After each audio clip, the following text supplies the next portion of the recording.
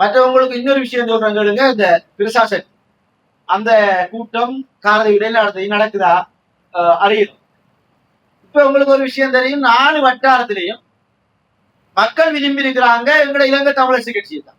எங்கட இலங்கை தமிழரசு கட்சி தான் ஆட்சி செய்யணும் என்று இந்த தமிழ் பிரதேசங்கள் 8லேயும் நாங்க 4லையும் பண்ணிருக்கிறோம். அதுல முஸ்லீம் காங்கிரஸ் ஒன்று கொண்டிருக்கு, சட்டோதுன்ற கட்சி ஒன்று மாவடி பள்ளி ஒன்று இருக்கு, அதே போல எம்பிபி சார்பாக மாளிகைக்காடு ஒன்று இருக்கு. ஆனால் அப்ப இந்த 4 பிரதேசங்களும் எங்கட ஆளுமைக்குட்பட்ட ஆட்சிக்குட்பட்ட பிரதேசம்.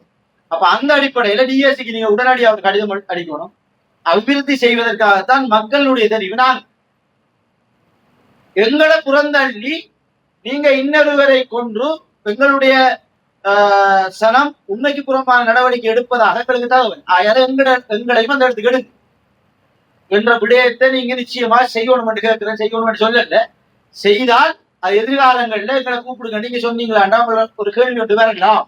குறிப்பிட்ட கௌரவ உறுப்பினர் கூறியிருந்தார் என்ன பிரச்சனை என்றால், அப்படி இல்லை, டிஎஸ் சொல்லியிருக்கிறார், டிஎஸ் சொல்லியிருக்கிறார், டிஎஸ் சொல்லியிருக்காரா, டிஎஸ் சொல்லியிருக்காரா, வந்த தரையை சொல்லியிருக்காரா, பயனாளி சரியா அப்படியாண்டு நம்மளுக்கு தெரியாது சொல்லப்போறாரு. ஏன்னா நாங்கள் அந்த வட்டாரத்துல புரண்டு வளர்ந்து அந்த வட்டாரத்துல உறுப்பினராக வந்திருக்கோம். அப்ப எங்களுக்கு தெரியும். அப்ப ஆகையால இதுக்குள்ள நாங்க பிரண்டாவாதம் வேற்று விதமான கருத்துக்களை தவிர்த்து அபிவிருத்திக்கு உங்களுக்கு தெரியும். எங்களுடைய கௌரவ உறுப்பினர் பர்கான் சொன்னார் 45 லட்சம் அந்த மீனவர்களுக்குரிய வந்த காசு. அந்த காசுமே அவர் இப்ப அந்த உங்களுக்கு தெரியும் எம்பிபி டிஷர்ட்டோட வந்து அந்த கூட்டத்துக்கு வந்த உடனே நான் டிஎஸ்டி சொன்னா இந்த டிஷர்ட் அவ்வளவு வெளியில் வரைச்சுங்க